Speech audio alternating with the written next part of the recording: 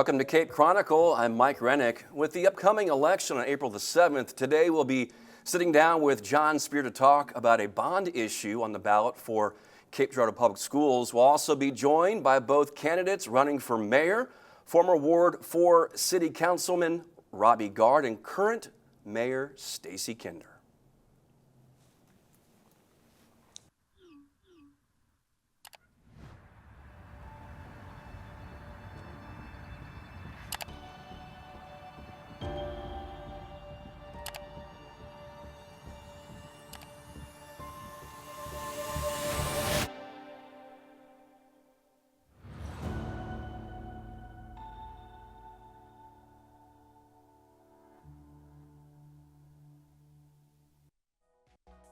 Chronicle, I'm Mike Renick.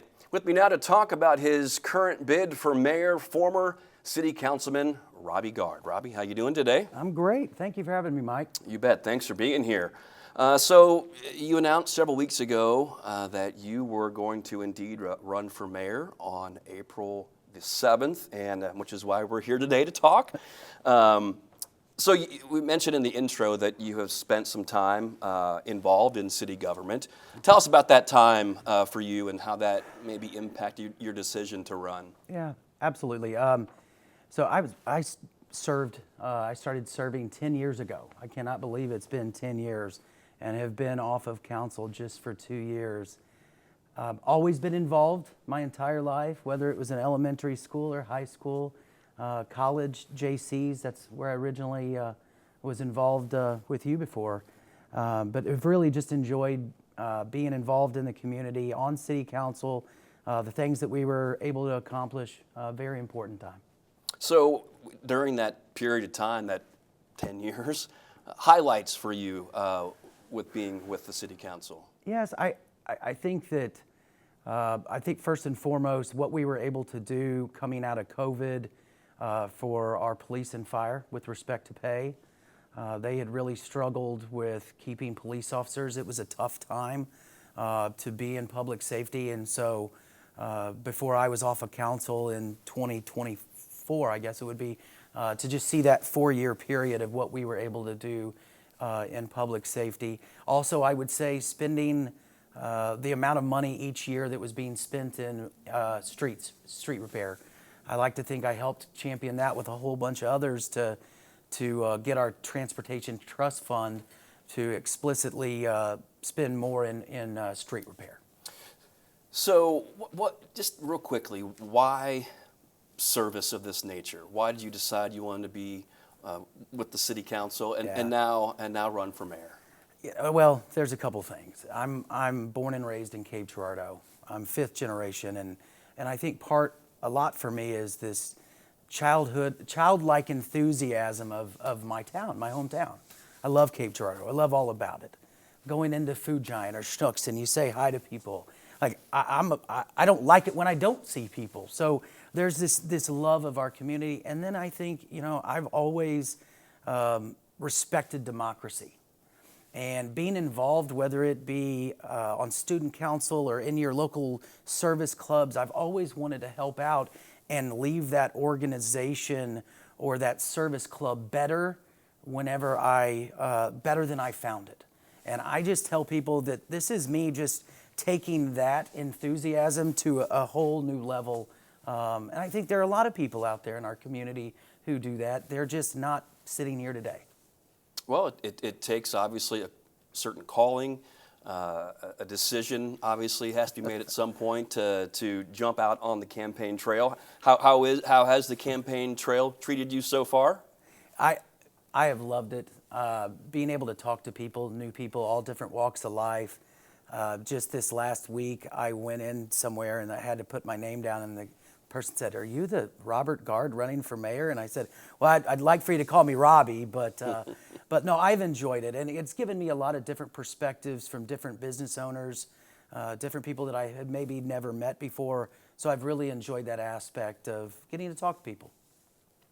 Specific issues that you are looking at bringing to the table should you be elected mayor? So I'm really looking at this and focusing my campaign on being tough and transparent and trustworthy and trying to show how to bring those into real life.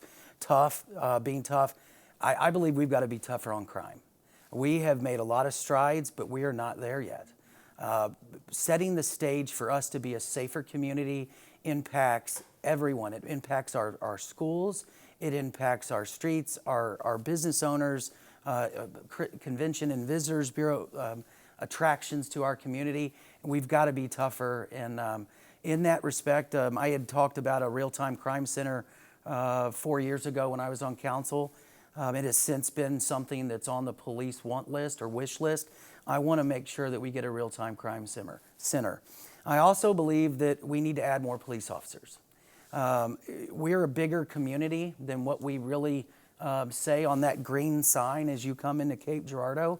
And I believe we need to add 15 police officers at least over the next 5 years. We've got to continue our focus on infrastructure, and we're really going to have some tough conversations about where that money is going to come from with respect to street repair. Right now, our Transportation Trust Fund is specifically for repair, and we're going to need more if we're going to catch up. You mentioned crime, and it starts me thinking just about what are those national issues that kind of ring home all the way down to the local level. You hear a lot about affordability right now.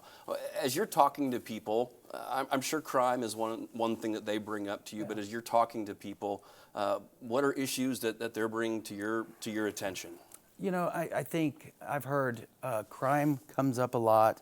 Infrastructure, trust in government. That trust in government right now is something that you're hearing all across the United States, and I think it's partially here too.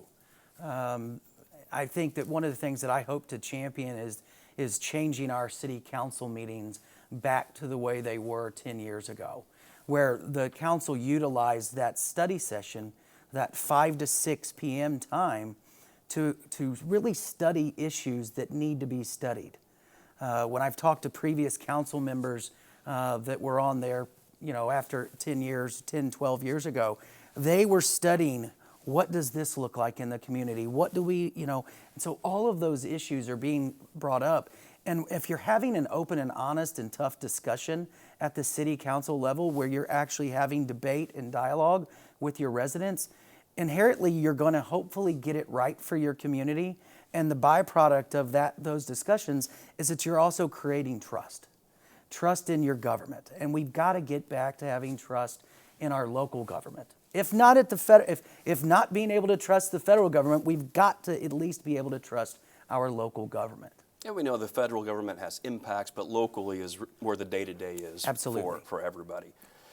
This always goes quick, these interviews. Yeah. So as we wrap things up, why should the people of Cape vote for you on April the 7th? Well, I have the passion, and I have the track record of leading in this community, whether it be at my bank or different organizations.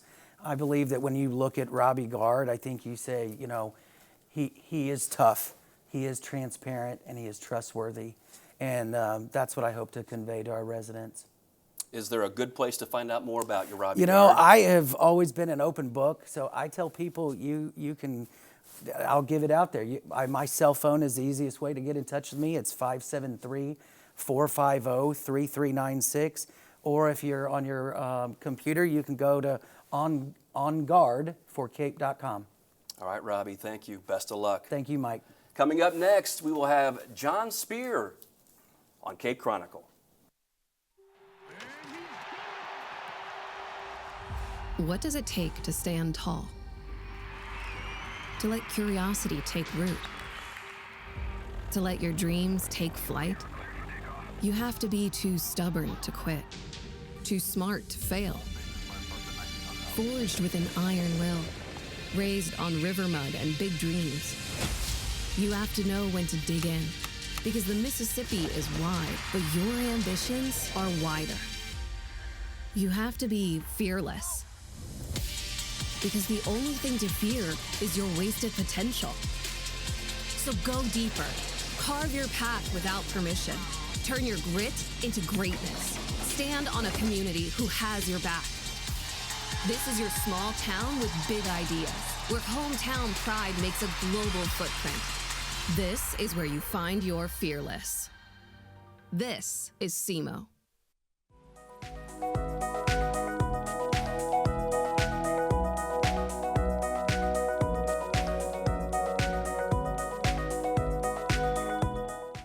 Welcome back to Cape Chronicle. I'm Mike Renick. Cape Girardeau Public School District is posing a $30 million no tax increase bond and we're pursuing a multi-phase facilities plan. With me now to tell us more is John Spear. John, how you doing? Doing great, Mike. Thanks for having me today. You bet. So this is Proposition Tigers. Correct. Is how this is being branded, and you are the chairperson of that group, of that push. Is that correct? Correct. I'm the chairperson of the external committee to get this pushed forward across the finish line. We've got a great group of people helping out, and we'll get this done. So you're a volunteer. I am.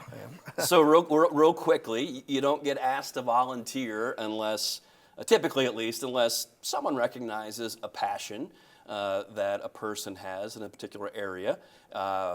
In your case, I'm assuming you are very involved in the Cape Public Schools and having gone there yourself and having family there, so your pride runs deep when it comes to the Tigers and Cape Public Schools. It does, yeah. I'm born and raised in Cape Girardeau. My wife also born and raised in Cape, and we're raising our son here, and he's in Cape Girardeau Public Schools, and we all just want to see it succeed and thrive and try to make this the best school district we can for the whole community. I know this is a little bit off subject, but I mean, it's you and another group of guys that you cook breakfast for the football team for home games. Is that correct? We do, yeah. We like to kind of treat the players to some good breakfast. I mean, they get donated great breakfast from area businesses, but it's nice to give them a little home cooking and change of pace there every once in a while. They seem to enjoy it. We definitely enjoy it. Well, now your passion is getting wrapped around this. So what is Proposition Tigers? Tell us what it's about. Proposition Tigers is the no tax increase, as you mentioned, no tax increase bond initiative for Cape Public Schools for their long range facilities plan. It's a 10-year plan, and as you said, $30 million is the bond issue that they're requesting, but it is no tax increase. So whether it passes or fails, the taxes don't change. So kind of a no-brainer, in my opinion, to vote to pass this and let the schools do what they need to do when it comes to the facilities, upgrades, and maintenance for the entire district. So the taxes do not change one way or the other. That's correct. The tax rate right now, I believe, is or 6 cents on $100, I believe. Hopefully that's right. Maybe 60 cents, I'm sorry. But that can be looked up. But anyway, and that is going to maintain, that's for the tax levy. And so the initiative is to basically allow Cape Public Schools to use a certain amount, which they've allotted or identified as $30 million to go towards facilities upgrades. And that number came from a year-long committee, multiple committees and public hearings and surveys done that included all the parents, community members, teachers, administrators, staff from the Cape Public Schools, identifying projects that needed to be addressed and ranking those projects and prioritizing them, and then putting a dollar amount on those so we know what we need. So there was a thorough vetting of that number and getting to that number and figuring out what the needs are. Absolutely. It was a great group of folks, and I'm partial because I was a part of that, but we really dug deep and dove into that and spent nearly a year working together to try to get that ironed out, and we feel like we've got a great plan, and we feel like the Cape Public Schools will use the money wisely and be responsible with the dollars that they're allowed to use. Now this is it a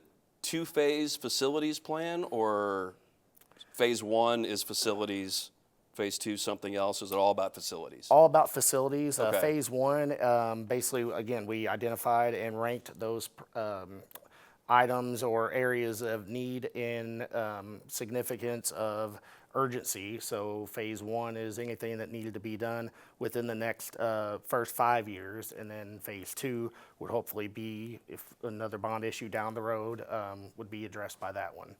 Do you have some specifics on what phase 1 would look like? Yeah, there's a long list. We won't have time to get into all of it, but a majority of it is Cape Central Middle School. You didn't go there, but I did, and back in the 90s or late 80s, and it looks the same as it did then. It's in desperate need of some upgrades. I mean, we're talking plumbings, electrical, lighting, and then a lot of the other facilities need security upgrades. I mean, we all want to keep our kids as safe as possible, so those areas are just, I think anybody would agree that need to be done. You know.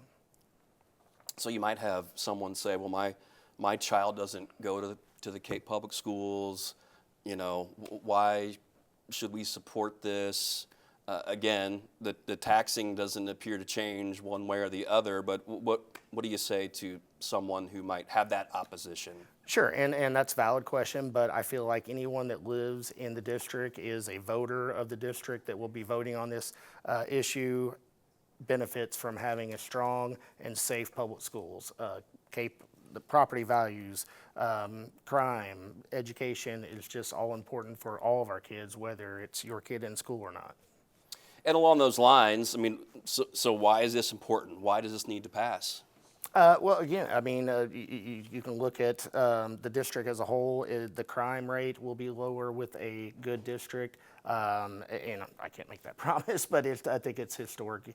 And then the pride in the schools, and we have a responsibility to our children to make sure that they have a quality education in a safe environment. Yeah, and I think when the city supports something like this, it continues to grow. The pride that you have, Sure. You know, or the pride that you have shown, it continues to grow that and make that possible for generations to come. Absolutely, and that's what we want. We want everyone to be proud of where they're at and to be happy and successful, and that makes us all, rising tide lifts all ships, right? So as we wrap up here, April 7th, an important day. Absolutely. Proposition Tigers. On that ballot language, it's vote yes. It is vote yes, and as any ballot language is, it can be somewhat confusing, but it's voting yes to allow the Cape Public Schools to use that bond money, which should be there. You know. Okay, a final pitch. Yes, Cape Tigers is our bond issue group. YesCapeTigers@gmail.com. Will come to me and our committee, and I'd be happy to answer any questions that anyone has. All right, John. Well, thank you so much. Thank you, Appreciate Mike. it. Best of luck. Appreciate it. It's John Spear. Up next, I'll be joined by another mayoral candidate, our current mayor, Stacy Kinder. Stay with us. What does it take to stand tall? To let curiosity take root? To let your dreams take flight? You have to be too stubborn to quit, too smart to fail. Forged with an iron will, raised on river mud and big dreams. You have to know when to dig in, because the Mississippi is wide, but your ambitions are wider. You have to be fearless, because the only thing to fear is your wasted potential. So go deeper, carve your path without permission, turn your grit into greatness. Stand on a community who has your back. This is your small town with big ideas, where hometown pride makes a global footprint. This is where you find your fearless. This is SEMO.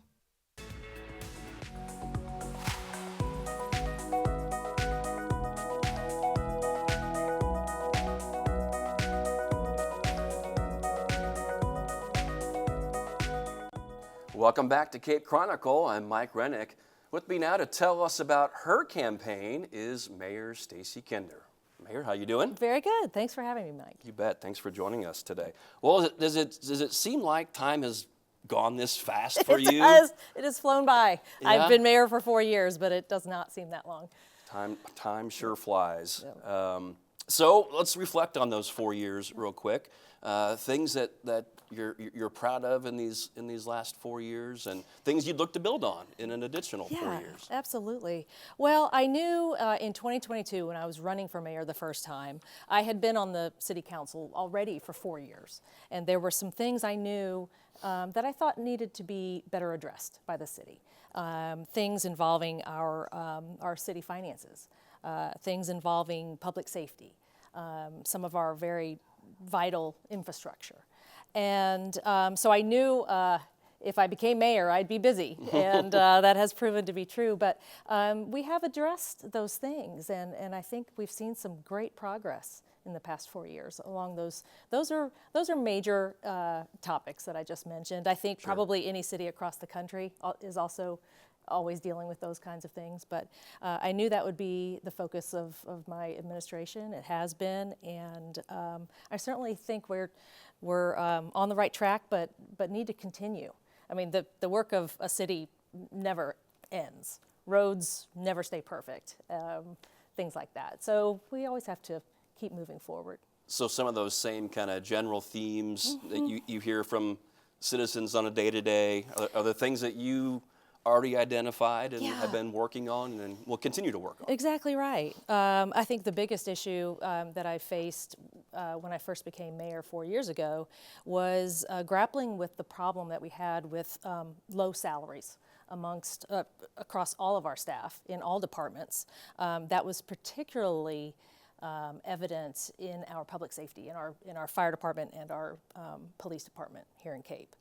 In fact, our salaries were among the lowest in the state just 4 years ago. We have made incredible progress on that, and that in turn has created stronger departments. We've, well, I'll just give you an example. When I became mayor, we had over 20 openings in our police officer ranks out of 80. So about a quarter of our staff was empty. We have now just filled those officer positions 100%. Congratulations. And so, you know, improving on the salary schedules, the salaries themselves, the benefits, all of that has helped create a much stronger situation. And that in turn creates better departments. You know, when you listen to national news, there's a narrative, I'm not saying a wrong one, but affordability and those types of things, you know, come up. Do you hear that a lot in Cape Girardeau City, or is it more it more the crime and infrastructure and that sort of thing? No, that's definitely a thing. I mean, given, you know, it was just say a few years ago, 5-6 years ago, you know, COVID transformed a lot of things. It wasn't pleasant for a lot of us, most of us. But it's had some lasting effects, and we continue to see prices of everything go up. For a city, there was a dramatic impact on the cost of everything, asphalt, concrete. And at that time too, going back to the salary issue, there were jobs. For instance, truck drivers were seeing salaries in private business cranked up, and we were faced with a big challenge. If we don't have truck drivers, CDL licensed drivers in the city, guess what? We don't get any road construction done. We don't get our trash picked up. So those were the things. Certainly, you know, everybody's still grappling with the cost of eggs and all of that. So yeah, you know, there are some national things that impact Cape. We're a small city, but we do have some bigger city problems. But thankfully, those numbers aren't drastic, and so I feel like they're manageable. So how is the re-election bid going so far, the campaign trail? Well, I think today we have exactly 8 weeks until April 7th, Election Day. Yes, so it's really cranking up. Yes, and you know, I don't know that many people want to pay much attention to elections for more than a month, but now that it's warmer, you know, we're going to see the yard signs come out, and I'm busy trying to talk to as many people as I can. People are interested. That's good. And I think having an election is always healthy. Yeah, and it's good that people are interested. Right. Yep. Obviously, that's what you hope to see. Definitely. You know, we've seen a lot of great things transpire throughout Cape Girardeau over the last 4 years. As you were talking about some of the infrastructure, the truck drivers, those sort of things. I'm thinking about a lot of businesses that have popped up. They have been. A lot of projects that have been Yes. underway and have popped up, and so there've been a lot of good things going on. Yeah, absolutely. Our development department, for example, it's called the Community Development Department, has been much more engaged in recent years, and that's showing great results, for sure. We've seen a lot of people become interested in investing and reinvesting in Cape Girardeau. It's a great thing, and how the city is able to respond to that is important. Our city manager, I think, has done an excellent job of conveying across all departments this attitude of community service and customer service. And a city, that's what we do. Sure. And so I try to have that attitude at all times as well. We are here to serve the public. Well, as you know, these interviews always go really, really quickly. Yeah. So as we wrap things up here, why should the people of Cape vote for you on April the 7th? Well, I think people have had 4 years to see how I bring that attitude of customer service and leadership to this role. It's something I've taken very seriously, even just in having to make decisions across the board from small to very large. I have really strived to spend the right amount of time, and sometimes that's a whole lot of time, digging into issues, talking to the professionals, doing my own research, and ultimately having to decide what will be the best decision for the city as a whole. We have to weigh positives and negatives, and I've just really, really tried to make sure that my decision making kind of covers all of those things, and I hope that has developed a trust in the community. I think that's essential in a leadership role, or I won't be an effective leader. Trust and integrity are vital to that, and that's what I've tried to maintain. All right, Mayor. Well, thank you so much for your time, and you. best of luck to you. I appreciate it. Thank you. And thanks for joining us today for Cape Chronicle.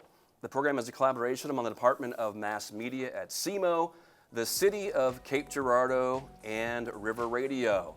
Our executive producer is Anthony Shear, and I'm Mike Renick. We'll see you next time on Cape Chronicle.